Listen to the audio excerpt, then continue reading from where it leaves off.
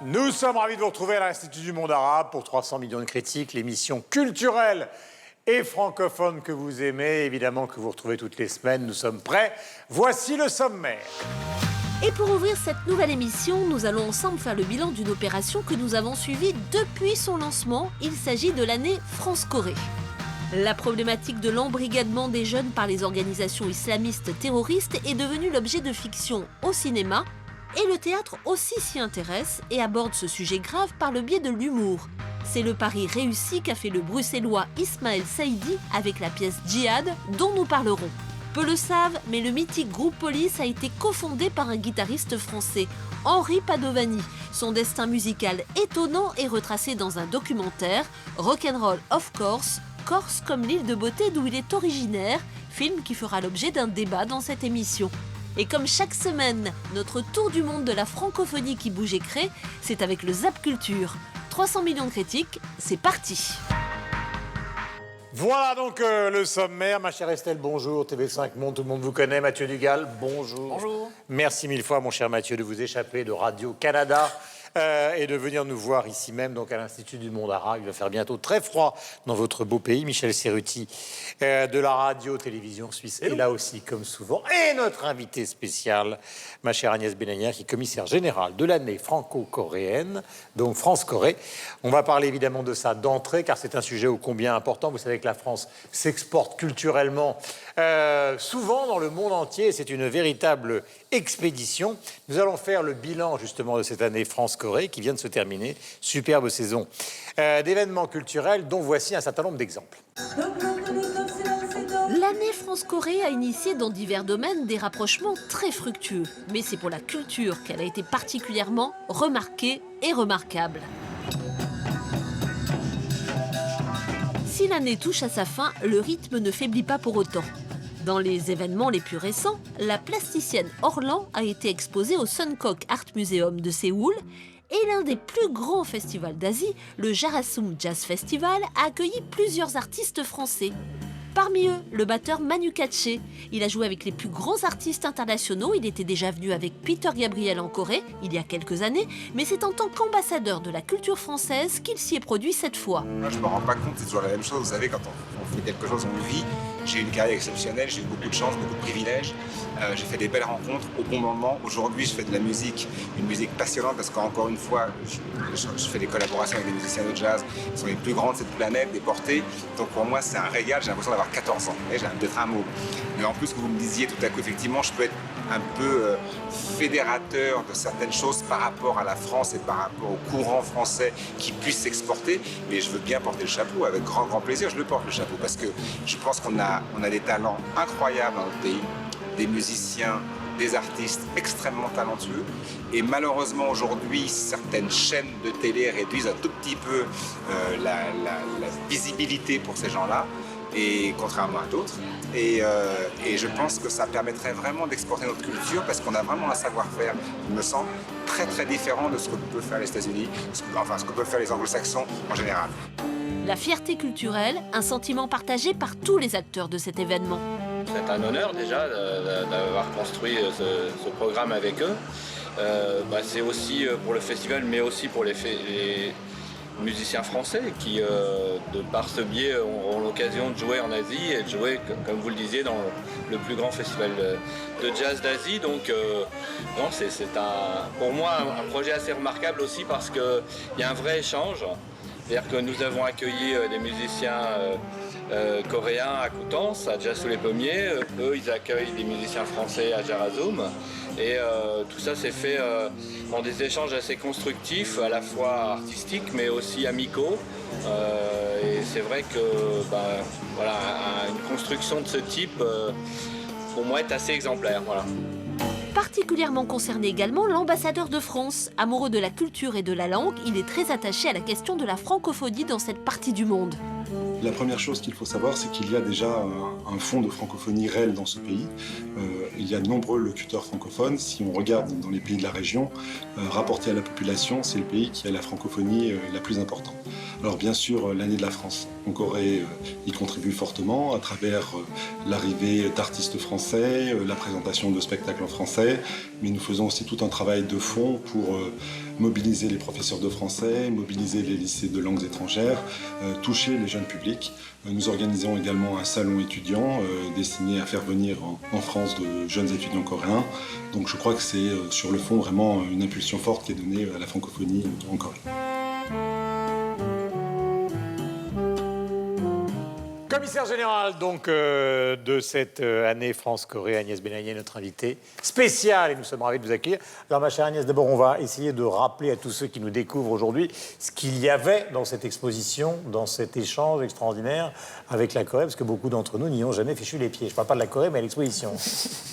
Oui, c'est une année qui organise près de 400 événements dans les deux pays, donc c'est énorme. Énorme, à peu près à part égale, avec des enjeux différents. Pour l'année de la Corée en France, l'enjeu c'était essentiellement de mieux faire connaître la culture coréenne au public français. Donc elle s'est déroulée sur une durée très exceptionnelle, plus d'1 an de manifestations. On sait aujourd'hui que dans une 60aine de villes, on a réuni environ 2 millions de Français qui ont assisté à l'une des manifestations organisées. Donc c'est un bilan très positif, avec un relais média aussi qui a bien fonctionné.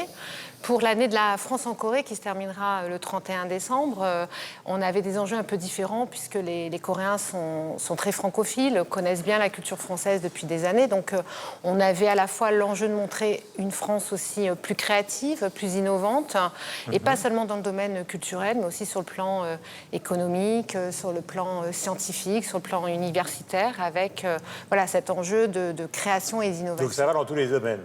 Dans tous les domaines, absolument. Les années croisées qui sont organisées par l'Institut français, l'objectif premier, c'est de renforcer la collaboration bilatérale et dans tous les domaines. Mais alors le coréen, que je connais assez peu, de quoi est-il friand en dehors des grandes marques de luxe françaises ou au contraire des créatrices coréennes que vous défendez avec talent et avec beaucoup de charme?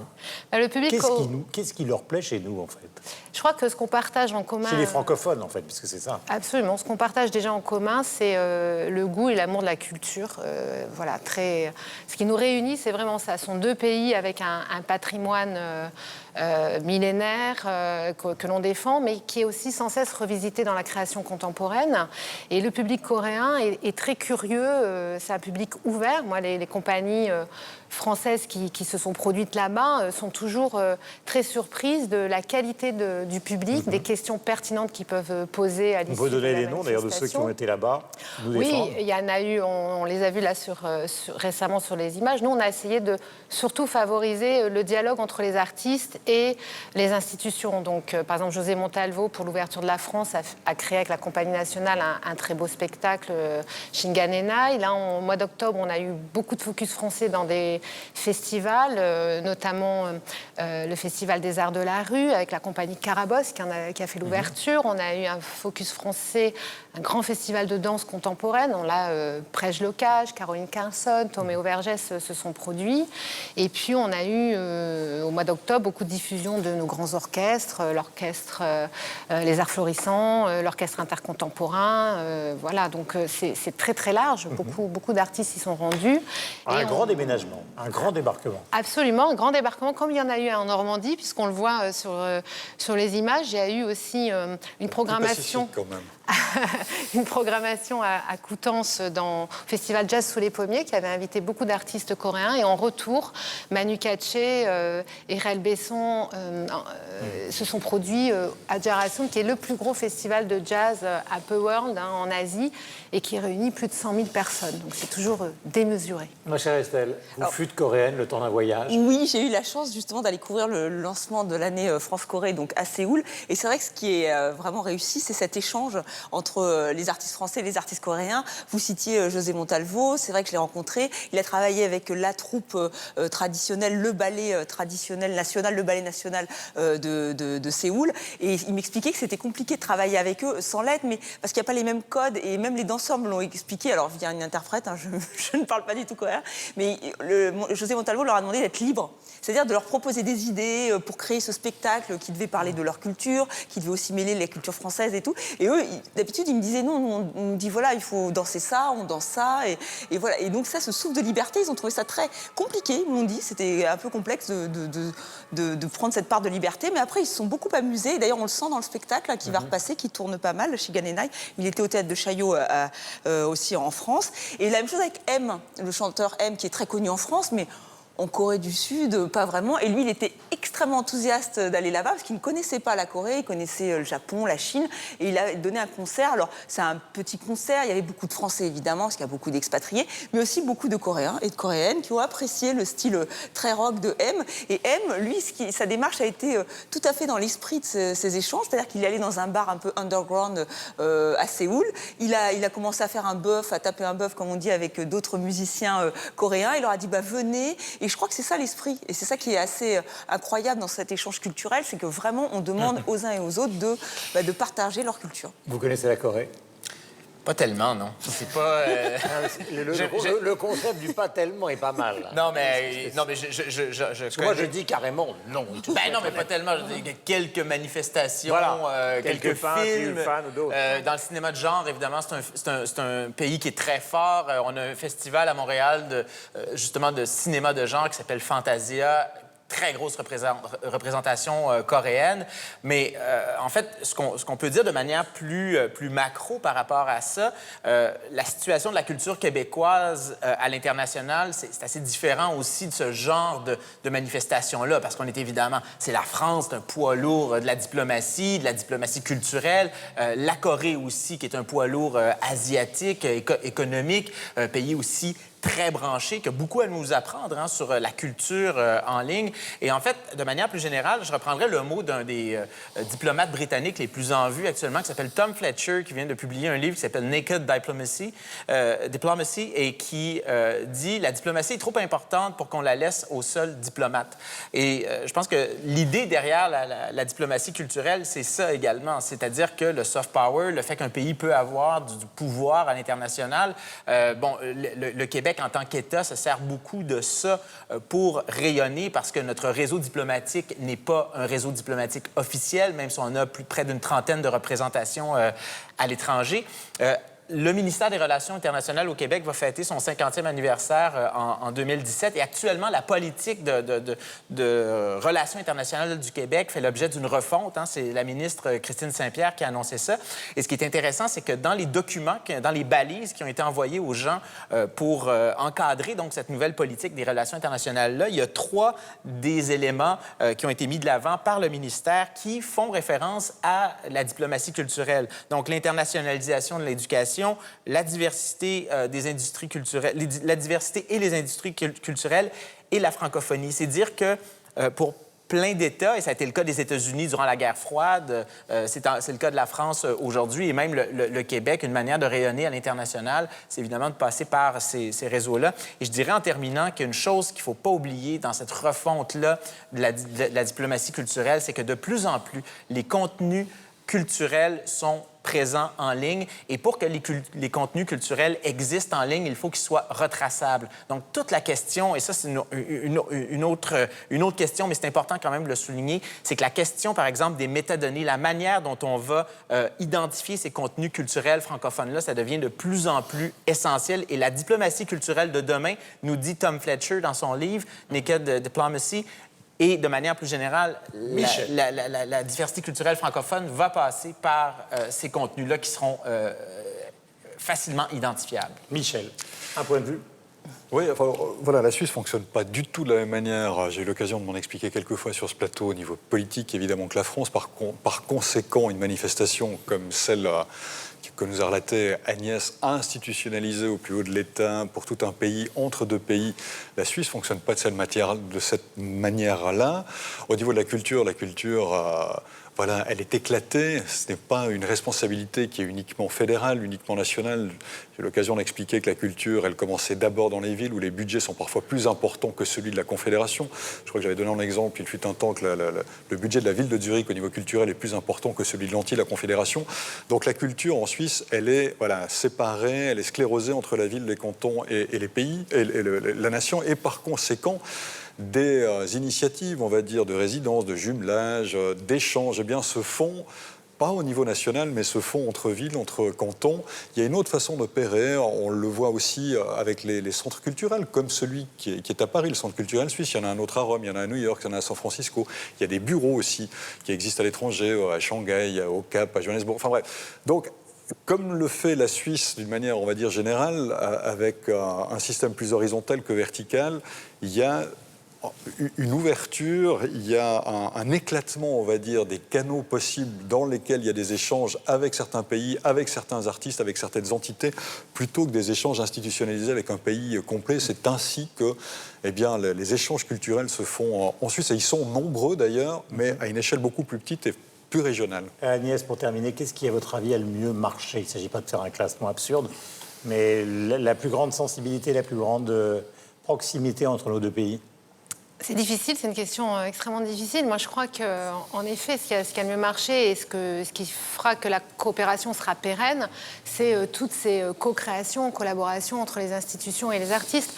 Après, pour vous dire aussi que la Corée, qui a cette politique qu'on appelle la Hallyu, de vague coréenne, par sa culture, et notamment sur l'économie créative aussi, de recherche des coopérations, au-delà de la relation France-Corée, c'est bien aussi une relation francophone qui se met en place, puisque la Corée a demandé son adhésion à l'Organisation internationale francophonie comme pays observateur. On verra ça au prochain sommet de Madagascar. Donc je crois que les enjeux de ces années, peut-être aujourd'hui, vont au-delà et en tout cas servent tous les pays de la francophonie. La Corée est très ouverte aussi sur l'Afrique, et peut-être qu'à l'avenir, je ne sais pas, on lance une idée, peut-être qu'il faut des centres culturels francophones aussi à travers le monde. Et nous, on avait dans notre programmation un magnifique groupe malgache qui s'appelle Didi Bren et qui a participé aux Andari Festival, parce que je pense que c'était aussi important dans ce pays de soutenir la France, la langue française, mais plus largement la francophonie. Avec un tweet de Manu Katché, il s'agit de l'interactivité concernant ce premier sujet, donc qui a joué à Séoul, au festival Jarasum, donc dans le cadre des actions culturelles France-Corée. Il faut rappeler qu'il avait été en tournée il y a des années, si la mémoire est bonne, avec Peter Gabriel, Manu qui a fait partager à ses followers une image du concert de Jarasum.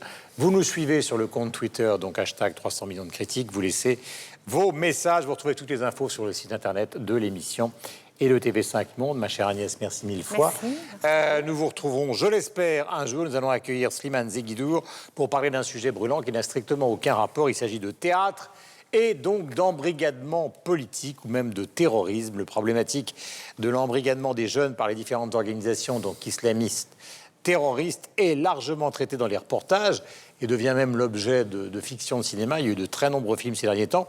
On se demande alors quelle est la meilleure forme pour aborder ce sujet délicat et tenter évidemment de vaincre la radicalisation par l'humour peut-être. C'est le pari réussi qu'a fait le Bruxellois Ismaël Saïdi avec la pièce Djihad, créée en 2014, jouée actuellement à Paris. Donc voici un extrait. Quand c'est chez nous là-bas? Bah depuis que toi, tu es né là-bas. Bah et alors? Bah si t'es né là-bas, c'est ton pays, non? T'es bien la première personne qui dit que c'est chez moi là-bas. Ismaël, t'es pas d'accord? Oh là, mon gars, hein. Crois pas que ça va devenir une habitude que je suis d'accord avec toi, hein? D'ailleurs, c'est pas le cas, là. Je suis plutôt d'accord avec Ben. Ils arrêtent pas de nous répéter que c'est pas chez nous. Moi, je trouve pas. Comment ça, tu trouves pas? C'est quoi ces conneries, attends? T'as déjà essayé de trouver du boulot là-bas, toi? Ouais, une fois.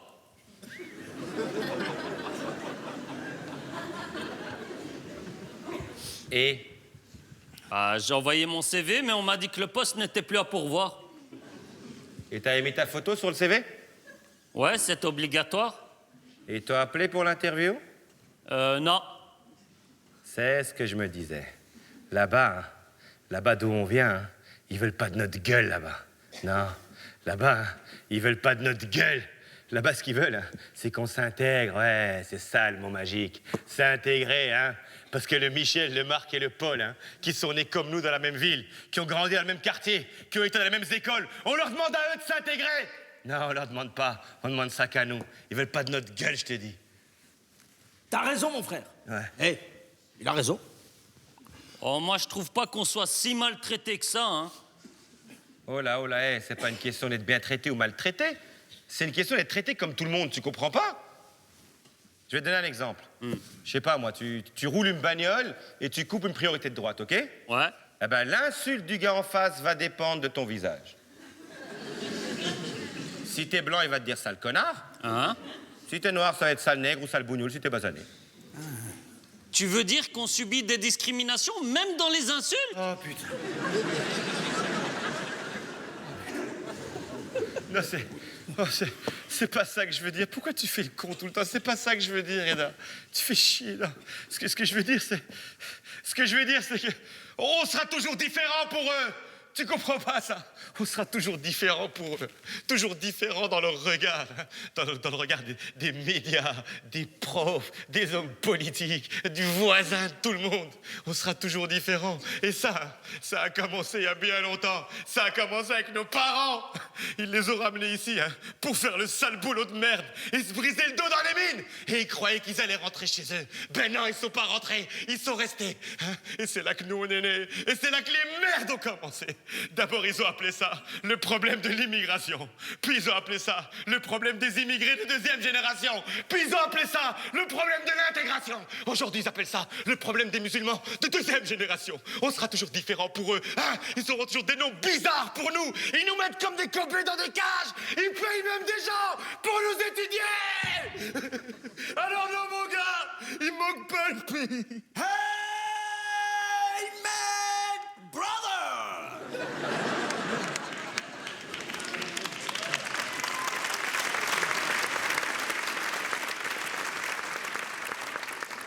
Voilà, nous sommes donc à propos de cette pièce qui s'appelle Djihad, qui a commencé à cartonner en Belgique et qui se joue à Paris donc et en France, au Théâtre des Feux de la Rampe. Slimane, est-ce que c'est une réussite?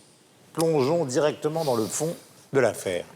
Oui, vu l'enjeu, c'est une réussite, car les drames qui inspirent la pièce sont très frais dans nos mémoires, dans les rues de Paris.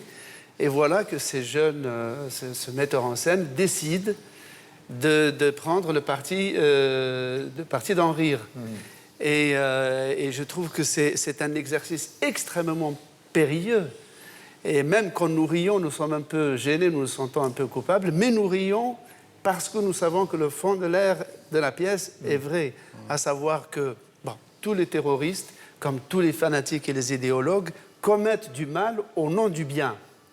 La pièce retourne un peu la dialectique et elle utilise ce mal, donc cette violence, pour en tirer un bien, c'est-à-dire un rire, non pas un rire désinvolte ou hilar, mais un rire libérateur.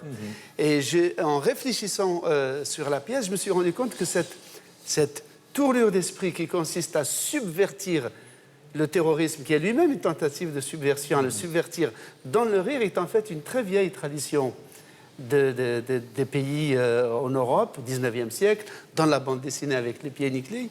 Mais surtout, j'ai trouvé un mythe, une histoire grecque extraordinairement parlante par rapport à ces terroristes que la pièce dépeint pour ce qu'ils sont, c'est-à-dire des demeurés sociopathes, plus ou moins incultes, qui se sentent nuls même quand ils sont intelligents. C'est l'histoire d'un personnage grec qui s'appelait Érostrate. Vous allez voir comment ça fait un clin d'œil à l'actualité présente. Cet Érostrate était un type complètement médiocre, falot dans la Grèce antique, et puis il décide de devenir célèbre. Il ne sait pas quoi faire, il n'a aucun métier, il n'a pas de talent, il n'est pas riche. C'est l'ancêtre de Kim Kardashian. Il décide de brûler le temple d'Artémis. Alors, il détruit le temple d'Artémis, il est jugé, et les juges lui demandent « Pourquoi tu as brûlé cette merveille du monde ?» Il dit « J'avais envie de devenir célèbre pour l'éternité, et j'espérais qu'en le faisant, j'allais devenir célèbre. » Alors, il est condamné, et les juges interdisent à l'opinion publique, aux écrivains, aux historiens, aux polygraphes, de citer son nom, pour qu'il ne devienne pas célèbre. Eh bien, on a oublié depuis le nom de l'architecte du temple d'Artémis, mais ce nul, ce crétin, son nom est toujours vivant et connu. Est-ce que vous avez tous le même sentiment, à savoir que Djihad est efficace? Oui, je pense. Alors, ça serait peut-être injuste de dire qu'il est juste pédagogique, mais c'est vrai que c'est bien que trois jeunes qui sont, qui sont arabes d'origine, d'origine maghrébine, même s'ils sont belges avant tout, incarnent cette histoire. Je pense que ça, c'est hyper important et que c'est pour ça que ça cartonne en Belgique, en France, que les jeunes viennent avec les professeurs, parce qu'au moins, ça permet d'avoir un autre discours. Alors, c'est vrai que ce sont les pieds nickelés, hein, vous avez raison, c'est les pieds nickelés du djihadisme. Hein, ces 3 jeunes, Reda, c'est un abruti profond. On rit, mais on est mal à l'aise. Mais en même temps, ça permet de parler de ces jeunes qui, pourquoi ils font ça, pourquoi ils sont tellement désespérés. Alors, par désir de gloire, mais aussi, c'est expliqué dans la pièce, le fait de ne pas être, qu'on leur demande toujours de s'intégrer, le fait qu'ils ont l'impression d'être rejetés par la société, qu'il n'y a pas d'espoir. Et toutes ces questions sont dans cette pièce. En plus, on en rit. Après, il y a des maladresses, c'est pas du grand théâtre, on n'est pas Shakespeare, mais je pense que c'est intéressant d'un point de vue sociétal et aussi pour en parler avec les jeunes, comme le film Le ciel attendra, vous savez, qui vient de sortir, on en a beaucoup parlé en France, où effectivement, bon, on peut critiquer un peu le rôle de Dounia Bouzard et tout, mais au moins on voit des jeunes filles. Alors là, c'est encore différent, parce que elles sont pas du tout, enfin elles sont pas du tout d'origine qui pourrait expliquer qu'elles deviennent musulmanes d'un coup d'un autre, mais au moins on essaye de comprendre, les réalisateurs, les metteurs en scène essayent de comprendre pourquoi il y a ce phénomène, pourquoi il y a des jeunes qui se sentent attirés par Daesh.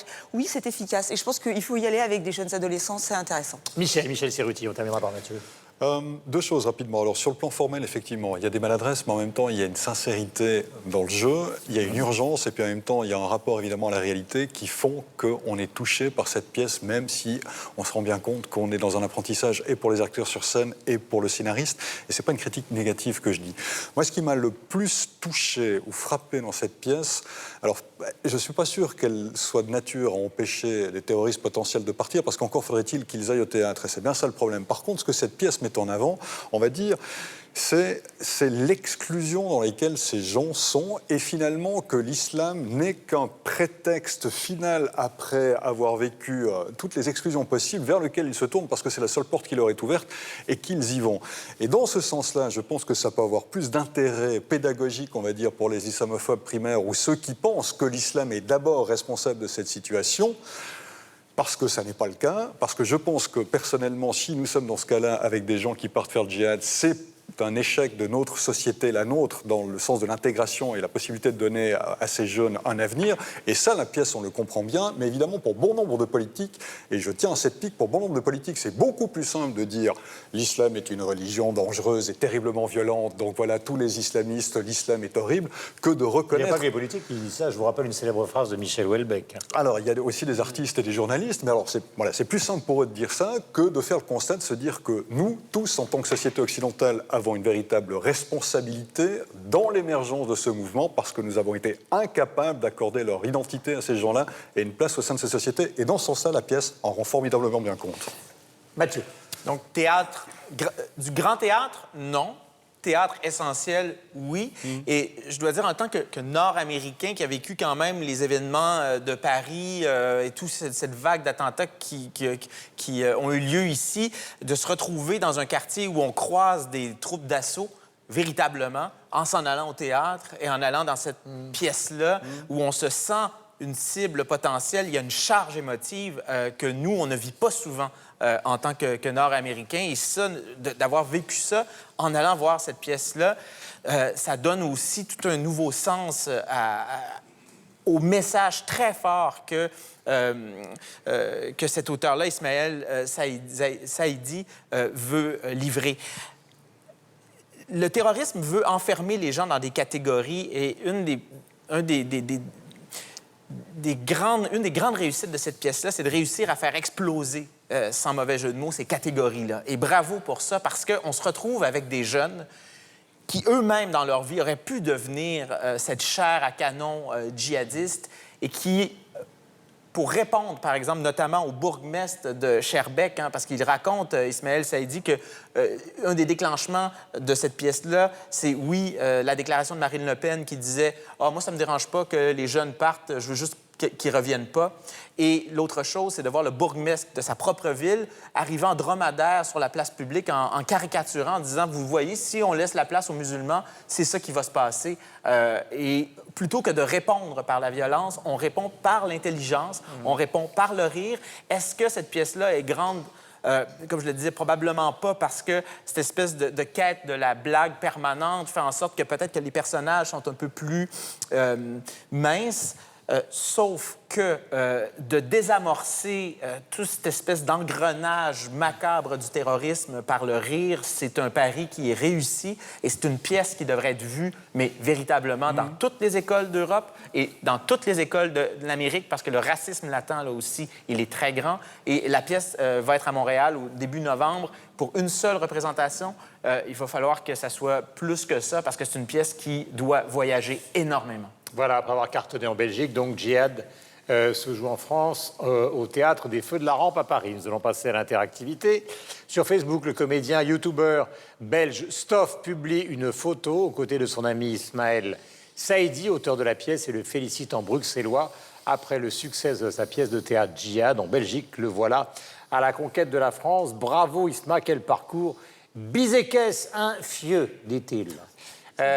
Comment ? C'est du belge ? C'est du belge, ouais. Vous aussi, vous nous suivez bien évidemment sur le compte Twitter de l'émission. Vous laissez des messages sur le hashtag 300 millions de critiques et vous retrouvez les infos sur le site internet aux adresses qui s'affichent en bas de l'écran. Pour notre dernier débat du jour, donc, nous allons parler de rock, nous allons parler de police. Et pour l'occasion, donc, c'est Yves Bigot, qui, vous le savez, est le patron de TV5 Monde, mais aussi, donc, grand journaliste spécialiste du rock, qui va prendre la place de Slimane. Mon pauvre Slimane, vous pourriez aimer police, et vous aimez police, vous aussi, mais vous êtes punis, car nous sommes sur la chaîne de Tonton Yves. Le Zap Culture, le voici.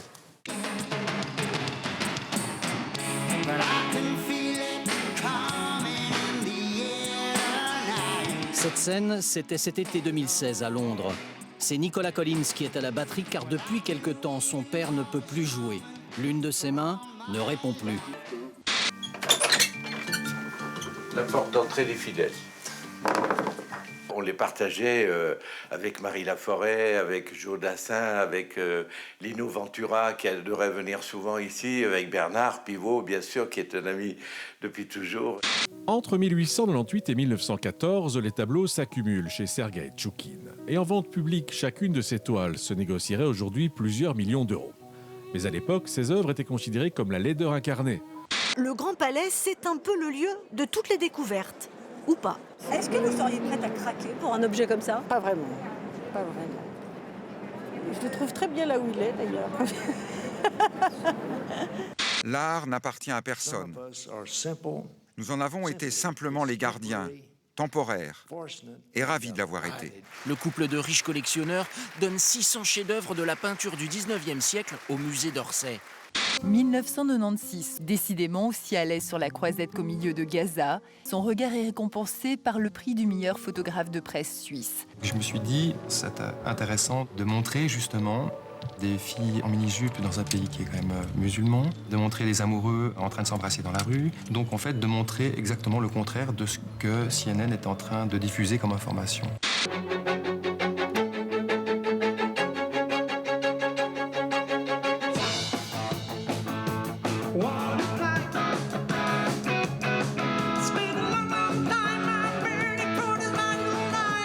Pour suivre les paroles, on a en fait une boîte de bouche. En fonction de ce que dit le personnage, on peut très facilement, c'est des petites bouches aimantées, on peut très facilement les remplacer. Troll ou l'histoire d'une communauté de petits êtres créés pour faire la fête. Mais qui doivent se protéger des méchants Bergines. Vous l'aurez compris, ça ne va pas chercher très loin, mais qu'importe le fond quand la forme, elle, est particulièrement réussie. Bouge de là propose 26 lettres à danser. Un abécédaire tout en mouvement et interactif. Dans le spectacle, je dis « Peut-on rire de moi ?» Je dis « Non, de quoi vous allez rire ?» Ah ben là, on a un document, là. Vous étiez bien habillé, Patrick. À l'époque, c'était la mode. Je sais. Il y a aussi l'originalité dans les costumes. Vous voyez, Richelieu, s'il devait me voir là, il se dirait peut-être j'aurais bien voulu être fringué comme ça. Pour 75 € le visiteur peut s'offrir un vol guidé dans ce drôle d'oiseau. Et les sensations sont moins fortes que poétiques. C'est comme je vole dans un rêve, en fait.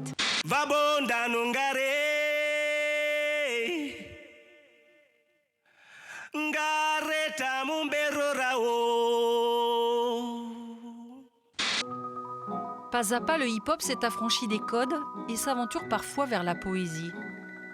Le solo d'Aurélien Quérault raconte le temps qui passe, la quête d'amour.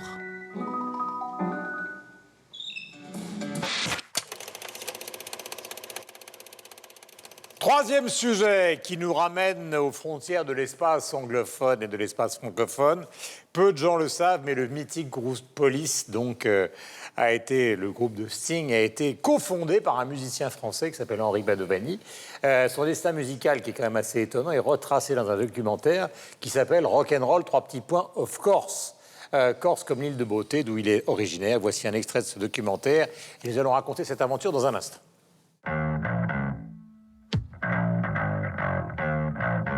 It was people like this, Henry, leather pants on, wraparound shades, and Stuart looking like wild in a leather jacket. And I was just this kid from Newcastle. I didn't know nothing. So I felt like I had a place, and I was just going along with it. I was sort of humoring them, but I had nothing else to do. I can't think of any other French guitarist that came to London and played with the Police and then played with people from the Blockheads and the Clash. Henry was our connection to the scene. He had this engaging personality and an indefatigable stamina. He would be the last man standing at any bar in London. It's okay, Henry. Your secret is safe. Very sexy man, if I remember rightly.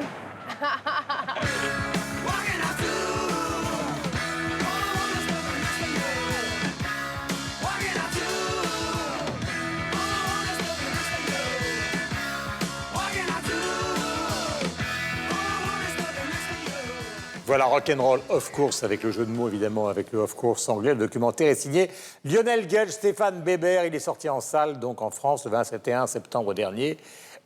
Voici pour cette affaire. Alors, d'abord, est-ce que vous connaissiez Padovani, en dehors de Bigot et de moi, qui sommes des fans de rock absolu? Personne. Vous connaissiez? Ouais, non.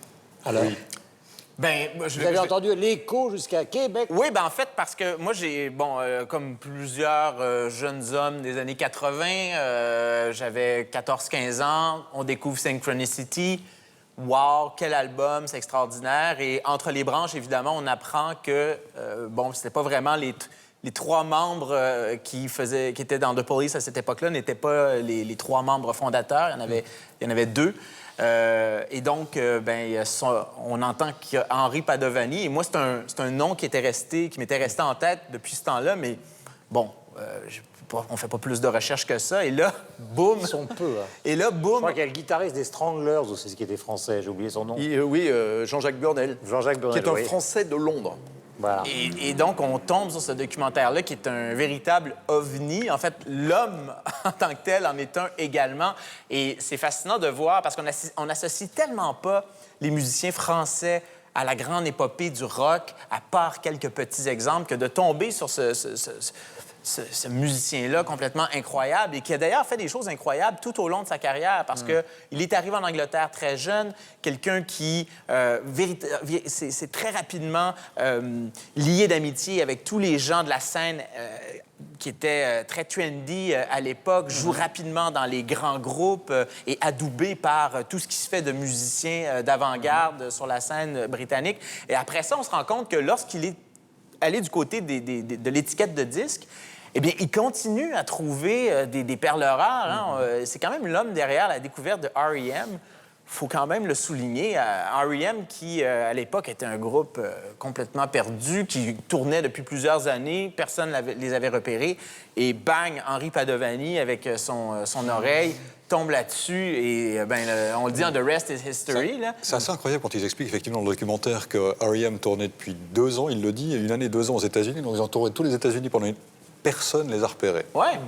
Voilà, on se dit à la limite, ils jouent dans des salles de de deuxième. Je veux bien, mais là, c'est quand même, voilà, c'était étonnant, ça. Et on voit vraiment tout cet environnement-là. En fait, c'est une petite histoire du rock britannique qu'on voit passer par le truchement de ce regard-là très singulier d'Henri Padovani. C'est une magnifique découverte. C'est une encyclopédie à lui tout seul. Et bien évidemment, mon cher Michel, vous allez donner votre avis dans un instant.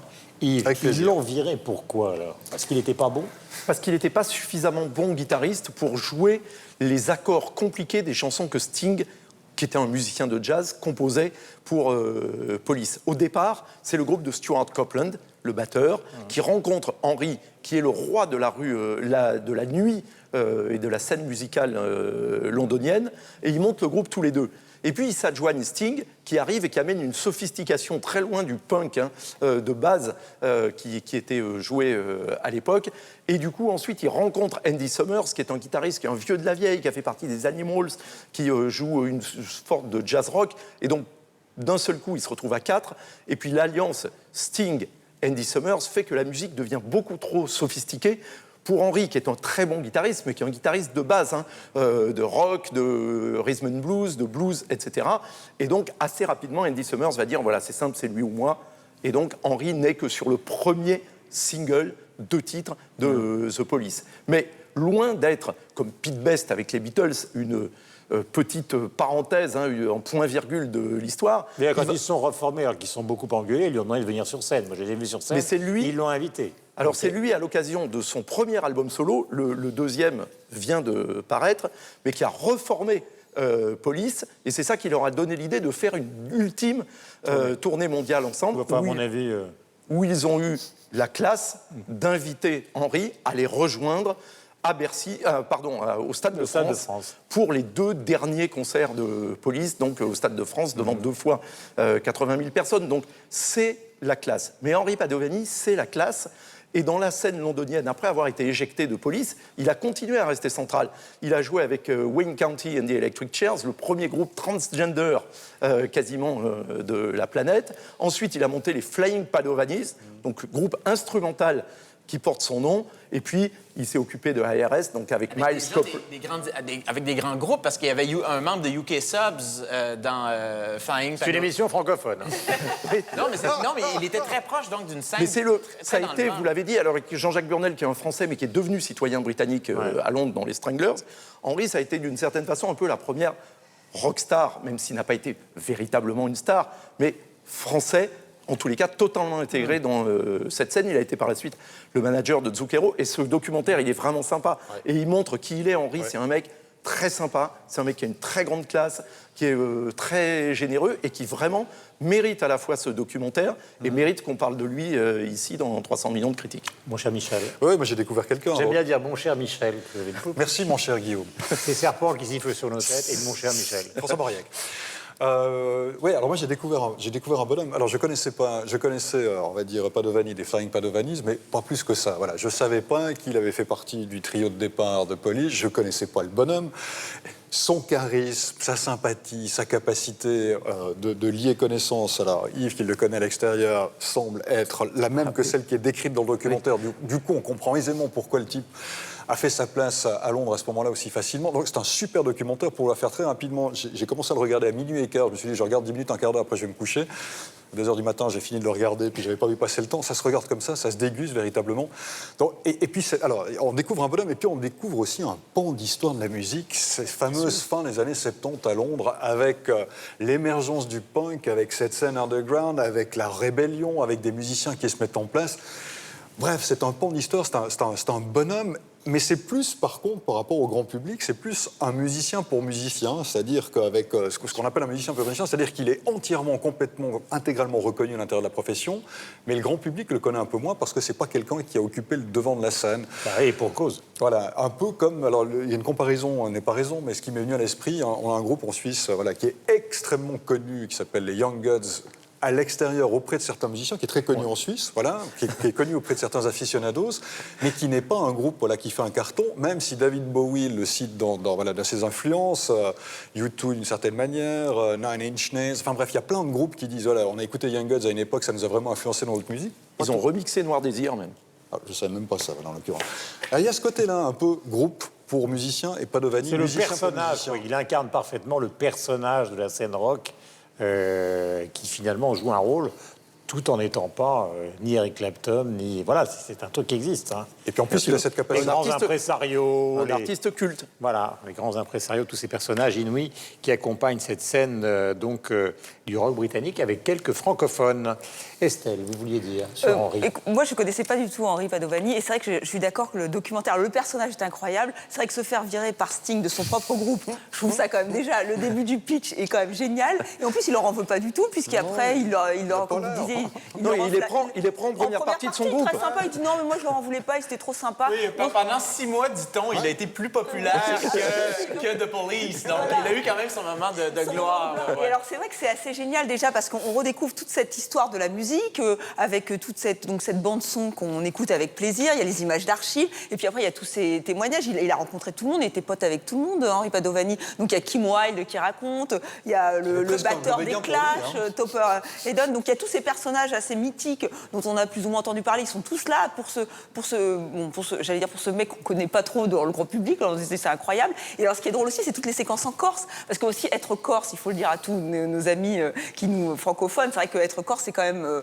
c'est un Français. La Corse est francophone et tout ça. Et donc, il retourne en Corse, il y a son père. Et alors, surtout, ses potes qui le taquinent parce qu'au lieu d'amener Kim Wilde, il a amené le batteur des Clash et il préférait voir Kim Wilde. Donc, vraiment, en plus, il y a toujours... Non, mais il y a tous ces personnages. Il y a Little Bob, dont on parle pas assez aussi, qui est pas... Ah, mais il est rouennais, lui. Et voilà. Et non, il est pas... je pensais qu'il était du Havre. Et donc, voilà. Donc, en fait, peut-être vous avez raison. C'est la Normandie. Et toute cette galerie de personnages fait que ça fait en plus un documentaire avec une vraie histoire qu'on suit ce Henri Padovani qui est vraiment super cool. On dit que c'est j'ai appris aussi ce terme, the leaguer, c'est-à-dire c'est vrai que c'est le roi de la nuit. Et donc c'est pour ça qu'il les enterre tous parce que tous les autres, même s'ils sont punk et qu'ils sont britanniques, ils vont se coucher et lui il se couche toujours pas. Il y a Wayne County qui est hyper drôle quand elle raconte toutes les frasques un peu parce que c'était un joli cœur. A priori, il n'avait pas de problème pour trouver des jeunes femmes. Donc maintenant c'est un barbu grisonnant. Oui, mais qui est toujours assez sexy. Donc vraiment ça raconte toute cette histoire et c'est vrai que c'est haletant, on le suit et c'est une petite pépite comme ça qu'on Je voudrais qu'on termine avec Yves.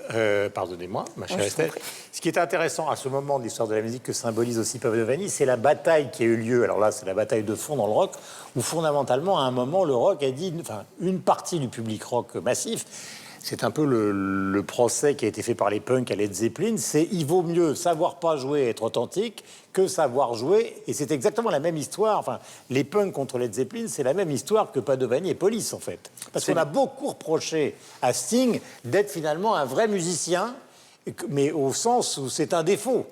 Mais c'est la querelle des anciens et des modernes autour du Sacre du printemps de Stravinsky.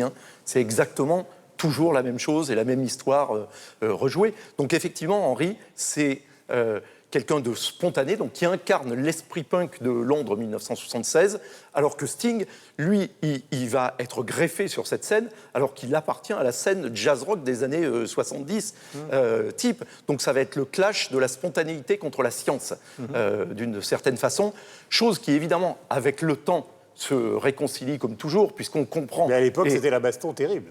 Bien sûr, à l'époque, c'était une lutte terrible. Tous les anciens, tous ceux d'avant 77 étaient les dinosaures, il fallait ne plus leur parler, etc. C'était le t-shirt, je déteste Pink Floyd, qui était porté par Johnny Rotten, le t-shirt de Vivienne Westwood et Malcolm McLaren. Et au final, Henri Padovani, d'ailleurs, il vous le dit, il dit tout ça était juste un truc de surface, puisqu'en réalité, les punks, c'était des hippies. Voilà donc la conclusion de Yves. Sur Twitter, Didier partage son enthousiasme pour Rock'n'Roll of Course, un documentaire incroyable, dit-il, sur une époque formidable et sur un guitariste qu'il a traversé un petit peu comme Forrest Gump. C'est joli comme comparaison. Vous nous suivez aussi sur le compte Twitter de l'émission. Vous laissez des messages avec le hashtag 300 millions de critiques et vous retrouvez donc des infos sur le site internet aux adresses qui sont au bas de l'écran. Yves, coup de cœur. Alors, pour rester dans l'esprit rock, le dernier livre de Maxime Schmitt, producteur de Willy DeVille et parolier de Kraftwerk, ce qui n'est pas rien, et qui nous raconte, comme souvent, l'Europe de l'Est d'avant la chute du mur de Berlin, à travers Goodbye Yashin, ce mythique gardien de but de l'équipe de l'URSS, qui avait été championne d'Europe au début des années 60. Un gardien absolument phénoménal, un des 5 plus grands gardiens de but de l'histoire du football mondial. Il était un des premiers géants à être dans les buts, je parle de géant physiquement. Ah oui, c'était une araignée, et puis il avait une envergure de bras phénoménale. Partout, en plus. Et puis Michel Ambarek, toujours excellent, non seulement journaliste de rock, mais aussi excellent auteur de polar, qui cette fois-ci nous propose Jim Morrison et le diable boiteux, c'est-à-dire qu'il imagine l'amitié et la rencontre de Gene Vincent démonétisé et de Jim Morrison en rupture des Doors et les aventures évidemment qui auraient été les leurs. Et puis évidemment on y rencontre toute une galerie de personnages d'Elvis Presley à Yoko Ono et John Lennon. C'est absolument passionnant et très bien écrit, comme toujours avec Michel Ambarek. Michel Cerutti.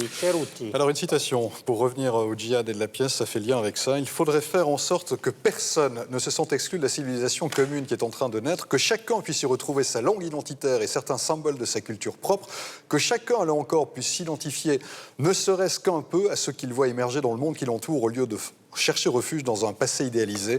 Parallèlement, chacun devrait pouvoir inclure dans ce qu'il estime être son identité une composante nouvelle appelée à prendre de plus en plus d'importance au cours du nouveau siècle, du nouveau millénaire, le sentiment d'appartenir à l'aventure humaine.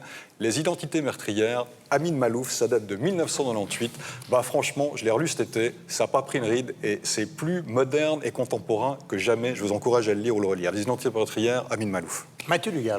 On a découvert Henri Padovani. Eh bien, moi, je vous invite à découvrir la fine fleur du rock québécois. On va sortir des sentiers battus, de Linda Lemay, de Céline Dion. Et je vous propose un groupe qui s'appelle Avec Pas de casque. C'est le nom du groupe. Folk Country Planant, c'est un groupe culte au Québec et ce serait chouette que ce soit culte ailleurs dans la francophonie.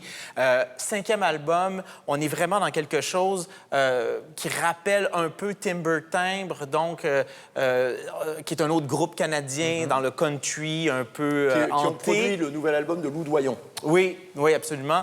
Et donc, le nouvel album s'appelle Effets spéciaux. Allez voir le site. Donc, avec pas de casque, donc il n'y a pas de E, c'est dcasque.com. Et vous allez découvrir ce nouvel album qui est magnifique, qui s'appelle Effets spéciaux. Voilà, c'est très rock aujourd'hui. Moi, c'est plutôt pop-folk. Pop-folk, oui, pop-folk avec un jeune groupe qui s'appelle Palatine. Ils sortent leur premier mini-album, Bâton rouge. Je vous invite donc à découvrir le clip qui a été créé, animé par le chanteur, qui est aussi donc dessinateur. Il s'appelle Vincent Erhardt Devé, donc Bâton rouge. C'est vraiment une atmosphère moite, évidemment, et c'est assez planant, c'est des textes mélancoliques, et surtout, c'est écrit en anglais et en français. Merci beaucoup, merci à tous. 300 millions de critiques est terminé. On se retrouve la semaine prochaine. Ciao et à bientôt. I love today more than yesterday. I love today, and today will bring its share of the little things that will grow into bigger things. That's why I love today, with its big surprise.